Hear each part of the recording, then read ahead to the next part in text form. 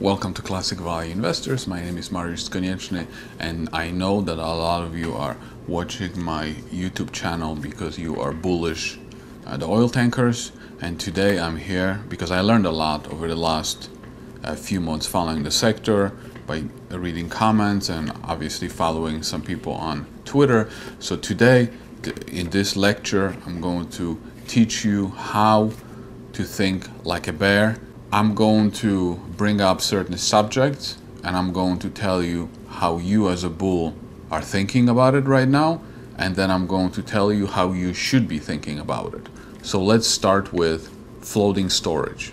If you're a bull, you probably think that floating storage is good because it creates a new demand for the tankers. It takes out the vessels out of the floating storage. No, it takes out the vessels out of the fleet and thus causing the rates to go up, allowing the companies to make a lot of money in using it to either delever, pay dividends, buybacks, or all sorts of things that they can use with the cash. This is the wrong way of thinking. The way you should be thinking is that floating storage is actually bearish, because when floating storage is done, it has to be unwound, and when that happens, it will put pressure on the rates. It will cause the vessels to return to the fleet, and that is 100% bearish. Vaccine.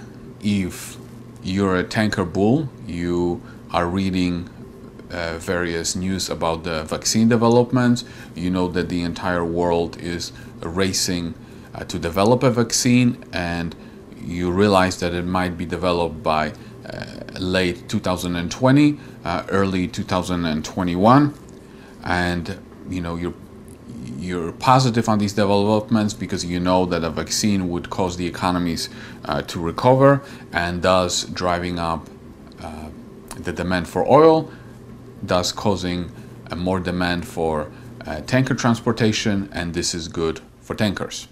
That's not how you should think about it. The way you should think about it is to have a more bearish view on it, and therefore under no circumstances will there ever be a vaccine that will be developed. You see, there have been coronaviruses for many years, and because up to now we never developed a vaccine for any of these coronaviruses, therefore we will never develop them. It doesn't matter that the whole world is racing to develop a vaccine. None of that matters. And if by any circumstances, if under any circumstances a vaccine gets developed, then the virus will mutate, causing this vaccine to be completely useless. Sanctions. As you know, late last year there were sanctions that caused the tanker rates to shoot up very high, and some of you thought that sanctions are actually good for the tankers. Well, I'm here to tell you they are not good for the tankers, because you need to think like a bear, and sanctions are bad for the tankers because after the sanctions end, the rates will come down, and this is really bearish for the tankers. Docking. Because the rates over the last however many months they were high, many oil tanker companies delayed docking, regulatory docking, and because of this, over the next few months there will be extra docking, causing the vessels to leave the fleet, and you might think correctly that it will probably make tanker rates go up or be supported, and you might wrongly think that this is bullish for the tankers. I'm here to tell you that it is not bullish for the tankers. As a bear, you need to think about it that docking is really bad for the tankers, because during docking those vessels do not make any money, and after the docking is finished, then those vessels have to return to the fleet, causing the rates to drop. So therefore docking is bad for the tankers. Deleveraging. when the oil tanker companies made a lot of money, some of them chose, like TK Tankers or Scorpio, some of them chose to delever and fix their balance sheet. And as a bull, you might think that this is good for the tankers because it fixes their balance sheet and it increases the net asset value for you. Well, I'm here to tell you that it's bad. You need to think like a bear. Deleveraging is actually bad for the tankers because what deleveraging does, it limits your upside when a possible upcycle comes. Dividends. Dividends are similar. When the companies made a lot of money, they paid dividends, and then dividend yields on some of these companies are fantastically high. So as a bull, you think it's a great idea. You like the dividends because you might use those dividends to buy more of the same stock that paid you the dividend, or you might use the dividend, like I like to do, is to find other undervalued companies and use those dividends to buy shares of other companies. As a bear, dividends are terrible because for several reasons. When the companies pay dividends, they get rid of their cash. So they actually destroy their balance sheet. And you, as an investor receiving those dividends, you have to pay taxes on them. Buybacks. As a bull, buybacks are absolutely fantastic. They're even better than dividends. And they are especially good during times like these when the stocks are trading for less than net asset value.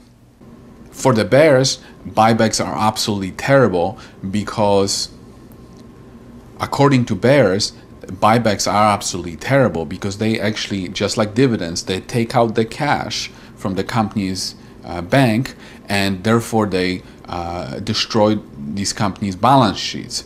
And they are also not so good for me when I'm trying to short them. Insider buys. Well, if you're a bull, insider buys are fantastic because, as you know, the saying goes, insiders may sell a stock for many different reasons, but there's only one reason why they buy, and it's when they believe that the stock is undervalued. And insider buys are even better when they are done through call options. Insider buys are used primarily to pump the stock price, and this is even more true when call options are used.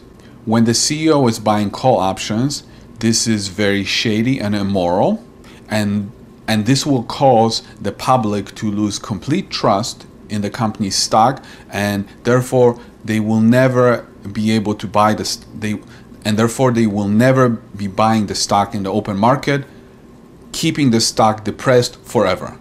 Discount to NAV.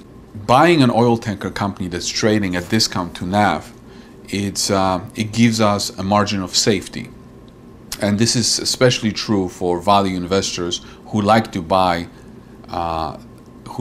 things for less than they are worth. In other words, they think in a way that price is what they pay and value is what they get. So if a stock is trading for less than NAV, this is exactly what's happening.